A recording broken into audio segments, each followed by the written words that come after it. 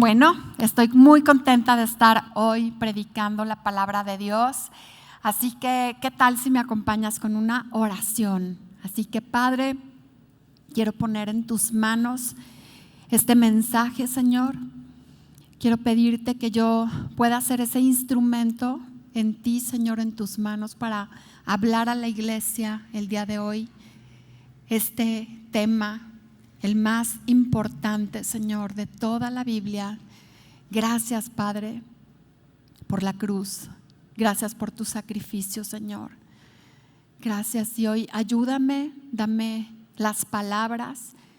Pon los carbones encendidos en mi boca para hablar con denuedo, para hablar solamente lo que viene de ti, Señor, de tu corazón, tus ideas, tus ejemplos y todo lo que hoy necesitamos escuchar y recordar en el nombre de Cristo Jesús. Amén. Pues un 3 de abril, en el año 33, a las 3 de la tarde, el Salvador del mundo murió en una cruz. El Salvador del mundo, el Hijo de Dios, que dejó el cielo, que dejó su divinidad en el cielo, se hizo hombre y vino a esta tierra para morir en una cruz por ti y por mí. Y el día de hoy vamos a hablar de esto. El día de hoy vamos a hablar ese día en donde la tierra se oscureció, el sol dejó de dar su luz, la tierra se estremeció de tal forma que tembló. Incluso muertos resucitaron en el momento en el que Jesús murió. Se partió el velo del templo, del tabernáculo, de arriba abajo. Y Dios, Jesús, en la cruz, dio sus últimas palabras y dijo: consumado es, hecho está, pagado está.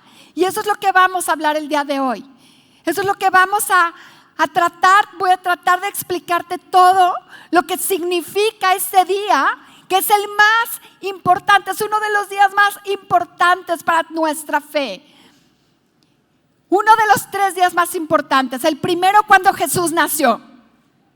El segundo, cuando muere en la cruz. Y el tercero, cuando resucita. Esos son nuestros 3 días más importantes en nuestra fe. En eso se basa nuestra fe. Y hoy vamos a hablar un poco acerca de esto. Y antes voy a leerte en Lucas. Lo vas a poder ver acá en la pantalla. Lucas 23, verso 44, dice: ya era alrededor del mediodía y la tierra se llenó de oscuridad hasta las 3 de la tarde. La luz del sol desapareció y de repente la cortina del santuario del templo se rasgó por la mitad. Después Jesús gritó: Padre, encomiendo mi espíritu en tus manos. Y con esas palabras dio su último suspiro. Cuando el oficial romano encargado de la ejecución vio lo que había sucedido, adoró a Dios y dijo: este hombre era inocente de verdad. Y cuando todas las multitudes que habían venido a observar la ejecución vieron lo que había sucedido, regresaron a casa con gran dolor. Pero los amigos de Jesús, incluidas las mujeres que lo habían seguido desde Galilea, se quedaron mirando desde lejos.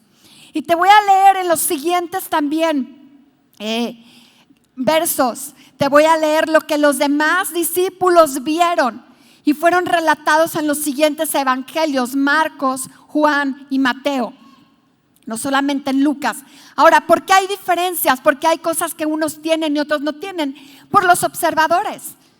Porque unos observan desde un lado, otros desde enfrente, otros desde hasta atrás. Y así como ellos observaron y escucharon, así fue como lo relataron. Así que ahí te van un poco las diferencias. En Marcos 15, en el verso 34 dice: luego a las 3 de la tarde Jesús clamó con voz fuerte: Eloí, Eloí, lema sabactani, que significa: Dios mío, ¿por qué me has abandonado? ¿Por qué dice esto? Dicen los que saben de esto, los teólogos, que en ese momento fue el justo momento donde cargó con todo nuestro pecado, el pecado de toda la humanidad. Y ahora vamos a hablar de que legalmente el pecado nos aparta de Dios, nos aleja de Dios. Y eso fue lo que Jesús hizo en este momento, en este instante.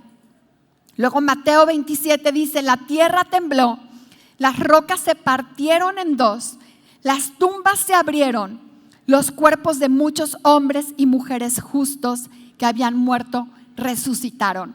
Fue un hecho tan trascendental que también se vio reflejado físicamente en personas que ya habían muerto, y su muerte dio esta resurrección a muertos.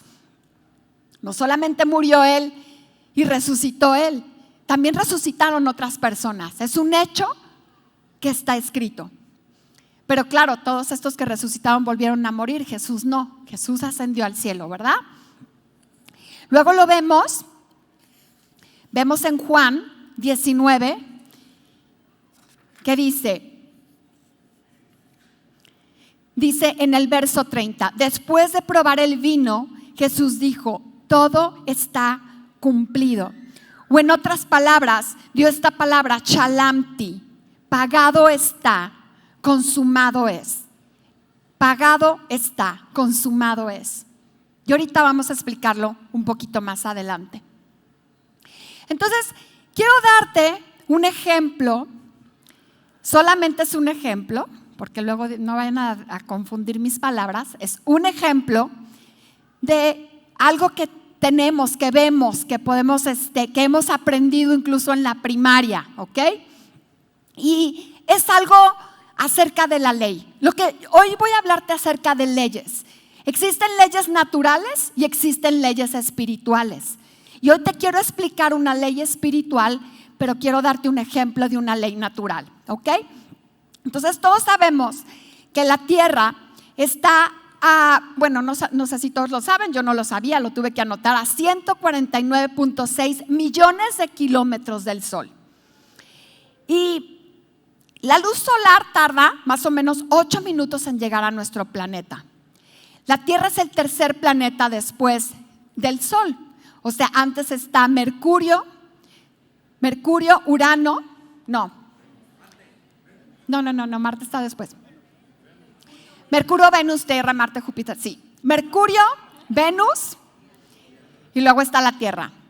¿Qué pasa con estos planetas que están más cercanos al Sol? Son planetas que tienen temperaturas altísimas, inhabitables por su temperatura, porque están cercanos al Sol.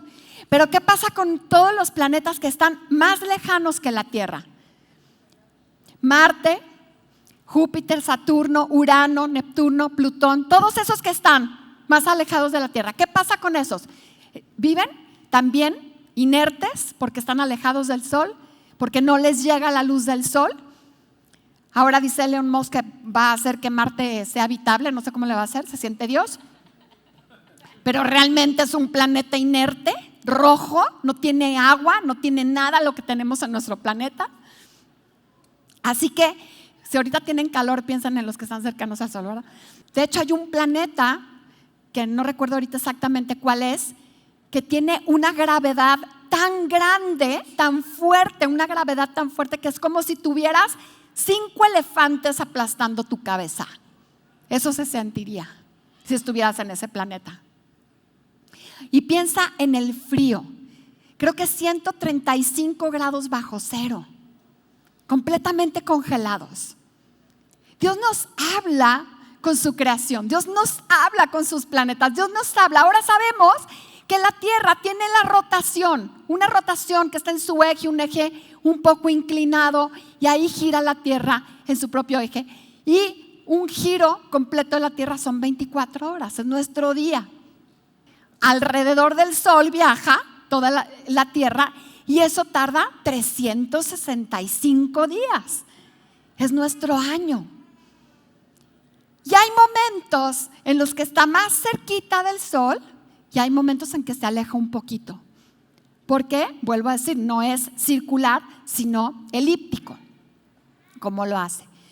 Y ahí nos habla un poco Dios con su creación, nos habla de Él.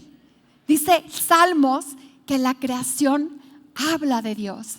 La creación nos dice cosas de Dios. Bueno, ahora quiero que imagines solo imagines que Dios es como si fuera el sol. Ese sol que da vida, ese sol que es una fuente de energía, que es una fuente de calor, que es una fuente de luz. Quiero que pienses que Dios sea como el sol y nosotros somos como la tierra. Podríamos, si estuviéramos más cerca, nos quemaríamos. Si estuviéramos más lejos, nos moriríamos de frío. Pero el pecado entró a la humanidad con Adán y Eva. Esa es la ley. Entró a la humanidad. Dios le dijo a Adán, si tomas de este fruto prohibido, ciertamente morirás. Y murió. Morimos juntamente con él. Juntamente con Adán morimos todos en una muerte espiritual y también física. En ese momento entra la muerte a la humanidad. ¿Por qué? Porque el pecado nos separa de Dios. Y porque la paga del pecado es muerte. Esa es la ley espiritual que hoy te quiero explicar. Entonces Dios nos provee de un Salvador que venga y que vuelva a romper con esa ley, que quite esa ley de enfrente de nosotros, cumple la ley para que nosotros no tengamos que pagar con la muerte eterna, para que no nos perdamos eternamente sin Dios y para volver a acercarnos a Dios. Así que en el Antiguo Testamento, también todo el Antiguo Testamento habla de Jesús, pero te voy a hablar algunas cosas que suceden ahí. Entonces, cuando el pueblo judío era esclavo en Egipto, Dios le dice a Moisés, le dice en la última plaga, le dice, ahora sí va a ser el momento en el que vamos a liberar al pueblo. Le vas a decir al pueblo que va a matar un cordero y con la sangre del cordero van a ponerla en los marcos de la puerta para que el ángel de la muerte no entre y mate a mis hijos. Pero el que no ponga la sangre, entonces va a entrar la muerte y van a morir los hijos primogénitos de todo Egipto. Así que así sucede. Al día siguiente es la liberación del pueblo de la esclavitud. Y este cordero también es una señal de lo que vendría en Jesús, el Cordero de Dios que quita el pecado del mundo. Pero ahí inicia lo que se llama la dispensación de la ley con Moisés, al sacar el pueblo de Egipto, llevárselo al desierto, y ahí Dios entrega la ley a Moisés. Esa ley termina en la cruz de Jesús. Esa ley termina ahí para nosotros. Y ahorita lo voy a explicar un poco mejor. Pero lo que sucede con Moisés en el desierto es que Dios también le da un diseño de un tabernáculo, de un templo. Y en ese templo estaba la presencia de Dios. Y esa presencia de Dios estaba en el lugar santísimo. Había unos atrios, vamos a ponerlo así como un rectángulo. Estaban los atrios, luego estaba el lugar santo y luego estaba el lugar santísimo. Del lugar santísimo al lugar santo había una cortina. Es lo primero que dice Lucas. Se partió la cortina, se partió el velo, le llama velo, pero en realidad es una cortina de 9 centímetros de ancho. Imagínense una alfombra de 9 centímetros de ancho. O sea, imposible que se parta, ni con un cuchillo, ni con un serrucho, ni con una sierra. Bueno, con una sierra eléctrica sí, pero no había sierras eléctricas en ese entonces. Así que lo primero que sucede cuando Jesús muere en la cruz es que se parte el velo de arriba abajo. ¿Qué pasaba en ese lugar santo? En ese lugar santo que estaba la presencia de Dios, el sumo sacerdote podía entrar una vez al año, un sumo sacerdote escogido por Dios, un hombre, a pedir perdón por el pecado de todo el pueblo. Y se hacían sacrificios de corderos, se hacían sacrificios de machos cabríos para cubrir el pecado del pueblo. Una vez al año se hacía esto. Por eso el pueblo judío llevaba animales, palomas, corderos, animalitos para sacrificar por el perdón del pecado. Pero entonces dice la palabra de Dios que Jesús es el Cordero de Dios que quita el pecado del mundo. Ahí se terminan los sacrificios. Se acaban los sacrificios. Dice que una vez y para siempre pagó el precio de ese pecado de todos nosotros. Y no se cubre, se quita. Eso es lo que tú y yo tenemos en la muerte de Jesús en la cruz. ¿Y qué pasó con ese velo? Volvemos a mi ejemplo. El ejemplo del sol y de la tierra. Hagan de cuenta que cuando sucede el pecado, la tierra se aleja del sol. Así que sucede como todos esos planetas, empieza a morir de frío, a morir en tinieblas, a morir en la maldad, en la oscuridad.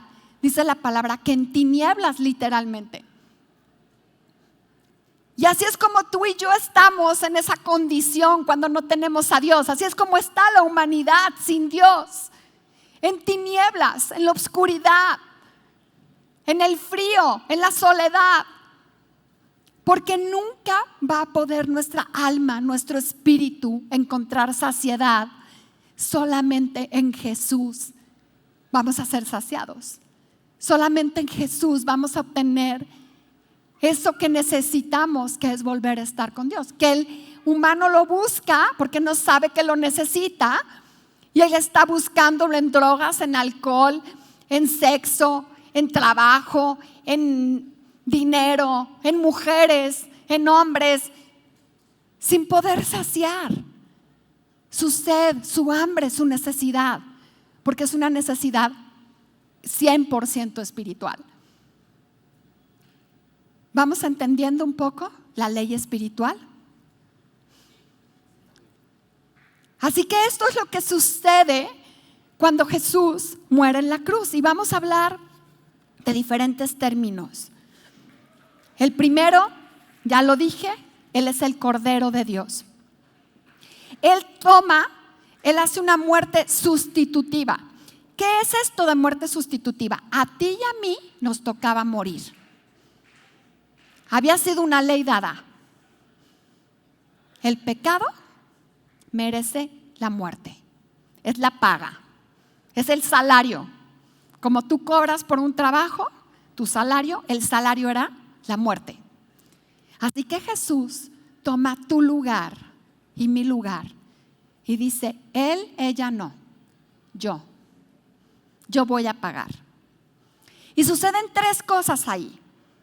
La primera, el amor de Dios, porque tanto amó Dios al mundo que dio a su Hijo unigénito para que todo aquel que en él crea no se pierda, mas tenga vida eterna.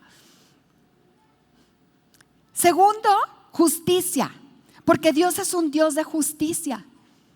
Y me dirás, bueno, ¿qué tiene de justo que un hombre inocente pague en la cruz? Porque Él era el único que podía pagar. Si aquí nos juntamos unos 20 o 10, no, pues nosotros vamos a morir por la humanidad. No sirve. Porque tú y yo somos imperfectos. Porque tú y yo somos impuros. Porque tu muerte y mi muerte no puede pagar por la humanidad. Solamente un ser divino, perfecto, puro, sin mancha. Solo Dios podía hacerlo. Por eso Dios tomó en sus manos el hacerlo por ti y por mí. Por eso tenía que ser Jesús. Así que también sucede la justificación. Y lo tercero que ocurre es nuestra salvación. Es la redención. ¿Sí? Entonces, primero toma nuestro lugar. Luego, la justificación habla acerca de la justicia. Y te lo voy a leer. Dice, término legal es el acto por el cual Dios nos declara justos, no por nuestras obras, sino por la fe en el sacrificio de Cristo en la cruz, que pagó por nuestros pecados. Dios nos ve como si nunca hubiéramos pecado en la fe de Jesús. Así que cuando tú y yo recibimos a Jesús, creemos en Jesús, creemos en su sacrificio por ti y por mí, y lo declaras con tu boca, como dice Juan, te paras y dices, creo en esto, tomo tu sacrificio, tu regalo para mi vida. En ese momento, Dios te ve puro por Jesús, porque Jesús está frente a ti. ¿Entienden esto? Esa es la justificación. Ahora la redención.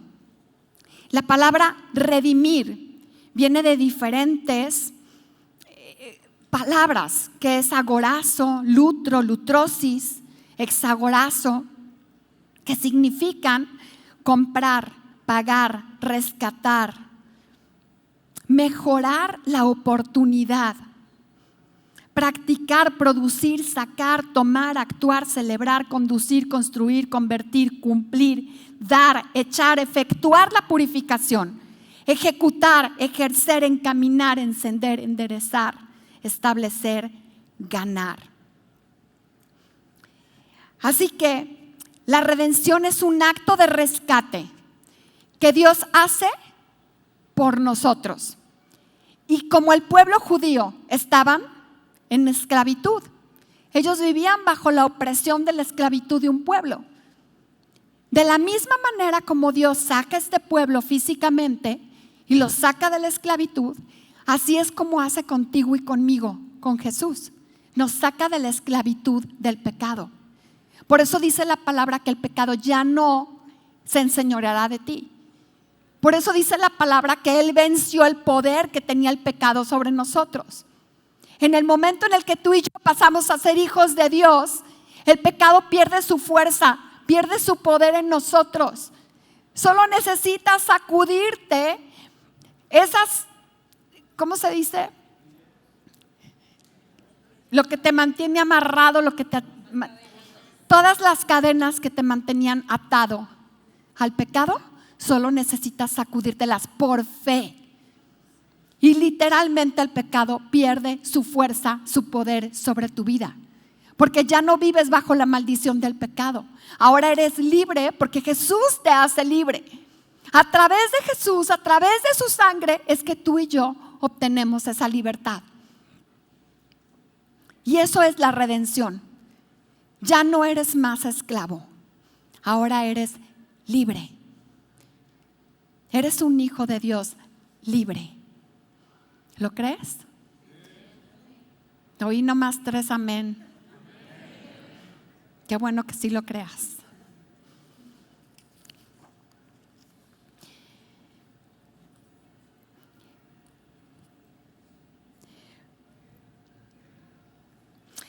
Ahora, el velo del templo se rasgó. Jesucristo es el camino, la verdad y la vida. Él es el que abre esa cortina. Lo que nos ocurre en ese sacrificio es que nos vuelve a unir. Jesús nos vuelve a unir a Dios. Dice Hebreos 10:20, por su muerte Jesús abrió un nuevo camino, un camino que da vida a través de la cortina del lugar santísimo. Entonces hagan de cuenta que Jesús es un puente, es una ventana. En eso que nos habíamos separado de Dios, esa cortina que nos separaba por completo, no podíamos ver a Dios, no podíamos entrar a su presencia, estábamos destituidos. Y Jesús abre un camino para que tú y yo podamos entrar nuevamente y libremente a la presencia de Dios. Eso es lo que significa el que se haya partido esta cortina. Y que ahora tú y yo podamos entrar al lugar de la presencia de Dios. Tenemos acceso libre. Eso es lo que tú y yo hacemos en adoración. Es lo que tú y yo hacemos en oración. Poder entrar, tener comunicación con Dios directa. No necesitas nada más que Jesús para poder tener esa comunicación directa con Dios. Solo Jesús es nuestro camino. Eso es lo otro que ocurre en la cruz.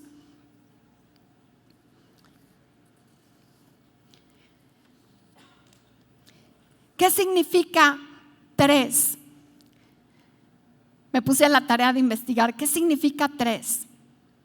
3 de abril del año 33 a las 3 de la tarde Significa plenitud divina, algo completo, perfecto, establecido por Dios. El momento señalado, intervención divina, restauración, resurrección, nueva vida, Trinidad. Así que no fue un accidente lo que sucedió con Jesús. Fue completamente planeado por Dios. Me encanta lo que dice T.D. Jakes. Dice que lo que sucedió en la cruz no fue una tragedia, fue un regalo. Fue un regalo. Para nosotros no es una tragedia, no lloramos el día de la muerte porque es un regalo de Dios. Jesús mismo dijo: yo entrego mi vida, nadie me la va a quitar. Yo la entrego. Jesús pudo haberse librado de esa muerte. Pudo haber mandado a los ángeles a que lo quitaran de ahí. Se pudo haber bajado de la cruz, sí, pero no lo hizo por ti y por mí. Cumplió lo que tenía que cumplir. Por eso dijo: consumado es. Pagó lo que tenía que pagar.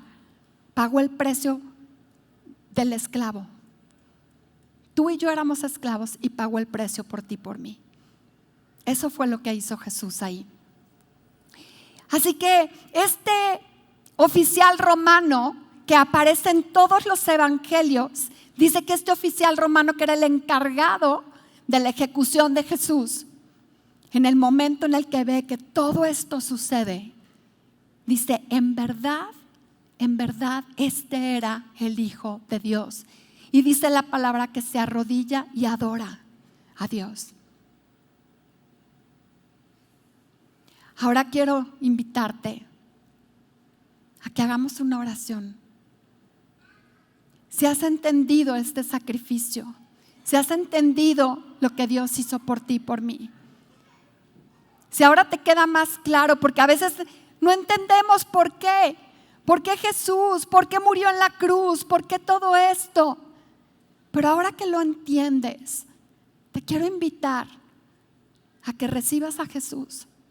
Si nunca lo has recibido, o si te has sentido alejado de Él, frío, en oscuridad, si ha entrado a tu vida depresión, tristeza, si sabes que tienes algo y no sabes qué es, te sientes separado de Dios, sientes que hay esa muerte espiritual en ti, vamos a ponernos todos de pie.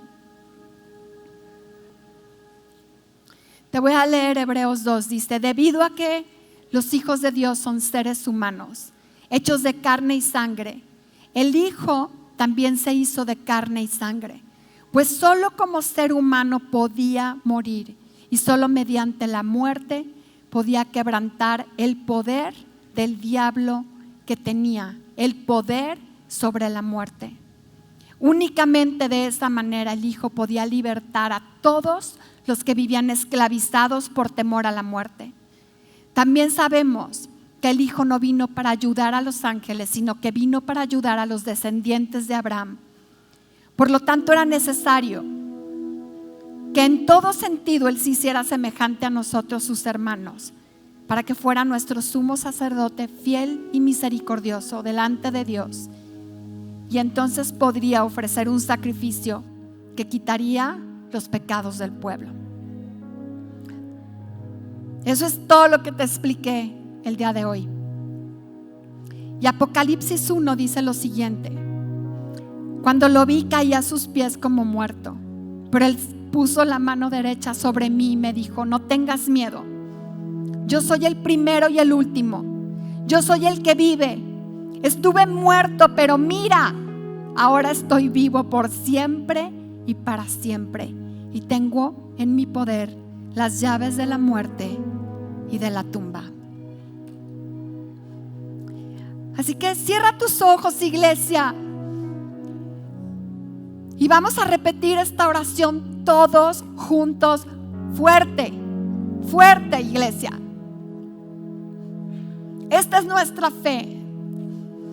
Así que dile ahí: Señor, creo en ti, creo en tu sacrificio en la cruz, creo que pagaste por mí, Creo que me diste un acceso nuevo al Padre. Creo que soy una nueva criatura en ti. Recibo mi salvación, ya que tú pagaste por ella. Creo que eres el Hijo de Dios, que murió en la cruz, que resucitó al tercer día, que está sentado a la diestra del Padre. Yo quiero recibir y declarar nuevamente estas palabras: ven y habita en mí, rompe en mí y quita de mí toda huella de muerte y de pecado. Libérame, sáname, restáurame, transfórmame en el nombre de Cristo Jesús. Amén.